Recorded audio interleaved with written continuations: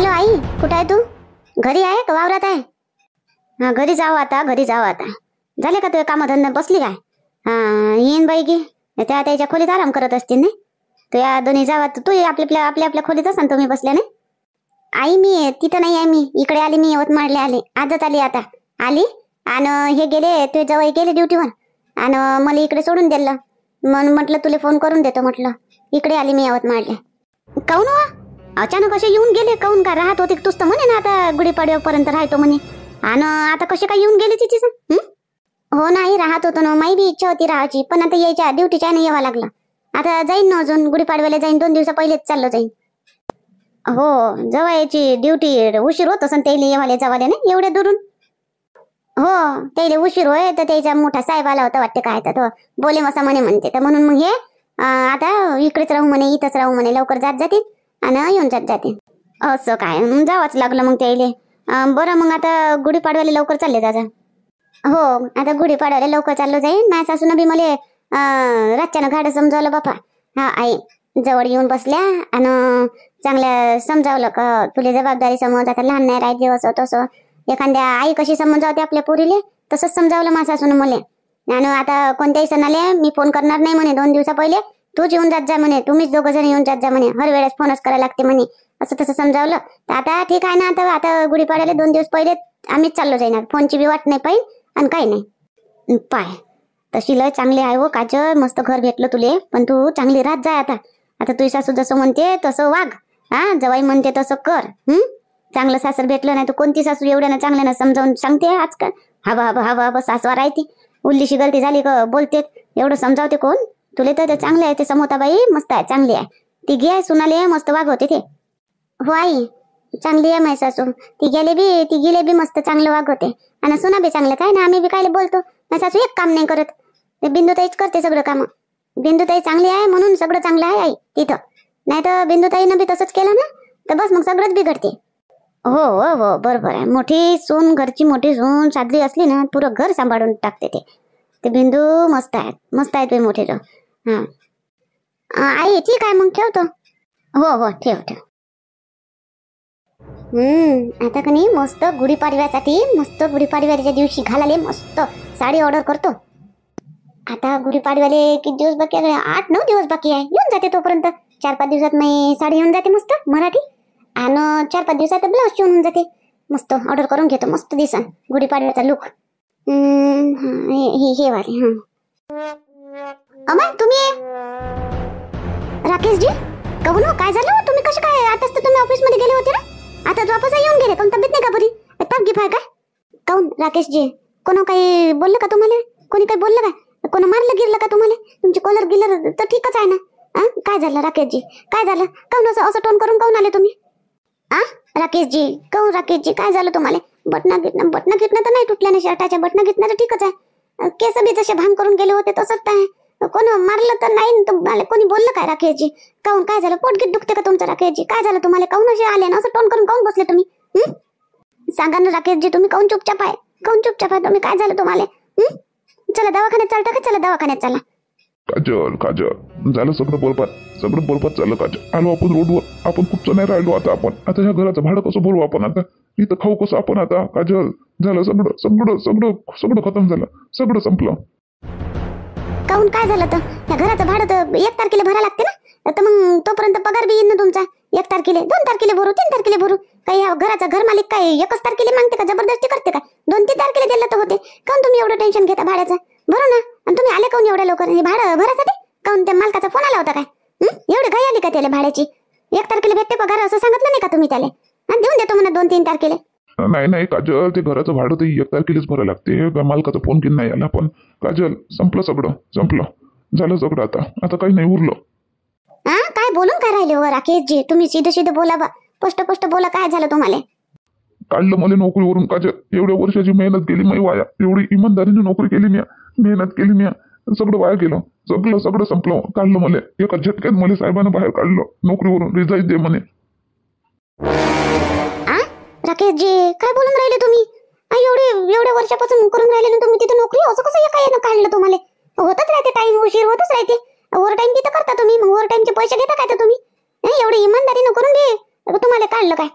इमानदारी नाही चालत काजल आता ह्या जमान्यात. इमानदारीचा माणूस उपाशी राहते काजल.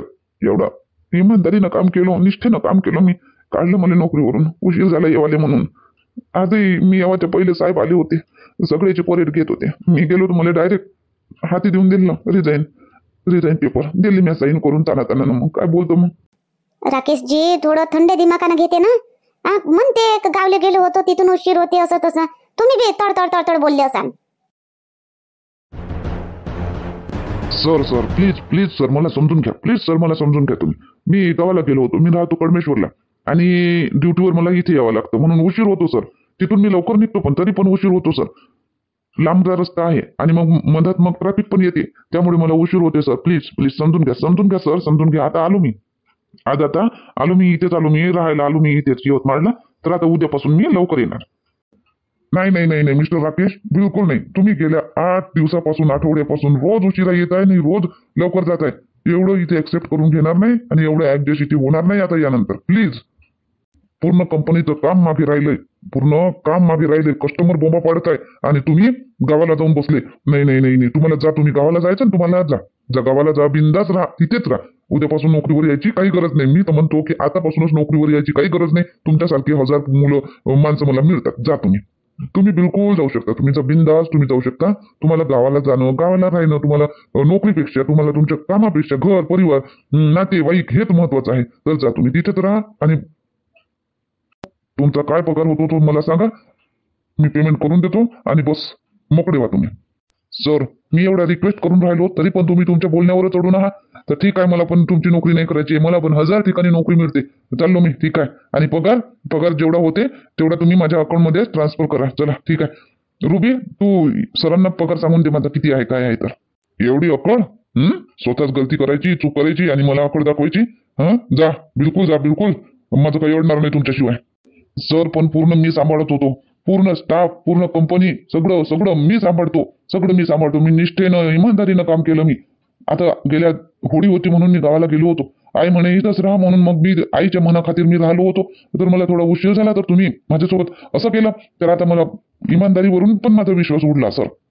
मी सर उशिरापर्यंत मी काम केलं पण मी कधी तुम्हाला जास्तीचा पगार मागितला नाही सर कधी. आणि मी लवकर उशिरा आलो तर तुम्ही मला डायरेक्ट नोकरीवरून काढून टाकलं सर. चांगलं मला सल्ला दिला तुम्ही. मला फळ चांगलं भेटलं, माझ्या इमानदारीचं फळ मला चांगलं दिलं सर तुम्ही. थँक्यू, धन्यवाद. चला ठीक आहे, पेमेंट ट्रान्सफर करून टाका. या माझ्या कॅबिनमध्ये या.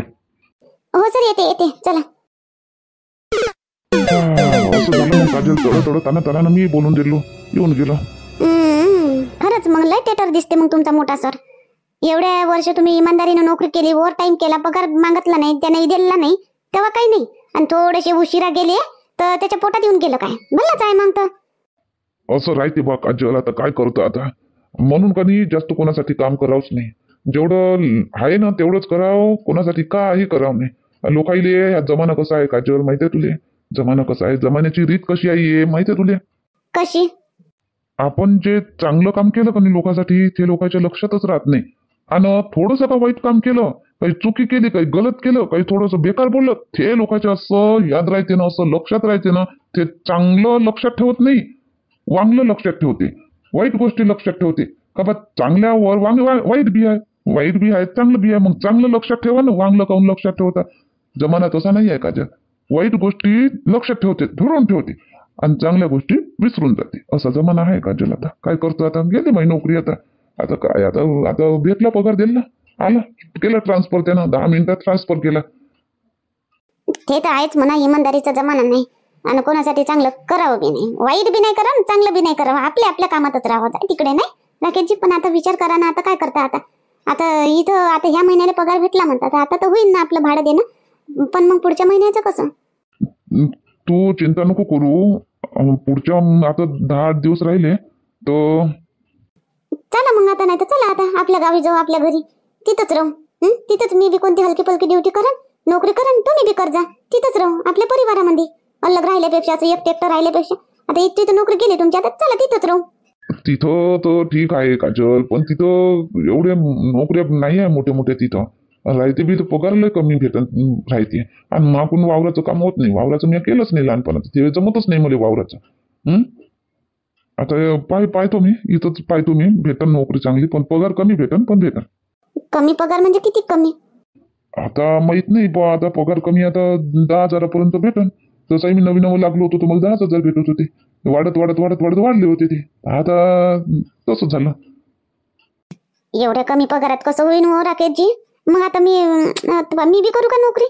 मी पाहतो, नाही तर मी शोधतो, मी करतो नोकरी, दोघंही करू ना, तर होऊन जाईल. नाही तू आता सध्याच राहू दे. आताच नको करू. पाहिजे मग लागन गरज पडन तर कर्ज नाही तर राहू दे. राय घरीच राय घरचे काम कर. मी आहो ना मी पाहतो ना. मी मग या ऑर्डर केला होता तर कॅन्सल करून टाकू काय? म्हटलं गुढीपाडव्याला मस्त ते लुगड्यासारखी नाही घालते एक टांगी, तशी घालन म्हटलं. तशी साडी बी मी ऑर्डर केली, मराठी साडी. कॅन्सल करून टाकतो मग आता, पैसेच नाही तर. किती रुपयाची आहे साडी? 2,000ची आहे, कॅन्सल करून टाकतो. तेवढंच वाचन तर किराणा आणाले होईन आपल्याला. राहू दे आता घेतली केली ऑर्डर तर राहू दे येऊ दे. तर काय कॅन्सल करता आहे ना तेवढे पैसे आपल्याजवळ. पाहतोच मी आता उद्यापासून पाहतोच मी काही नोकरी विक्री भेटन तर करतोच.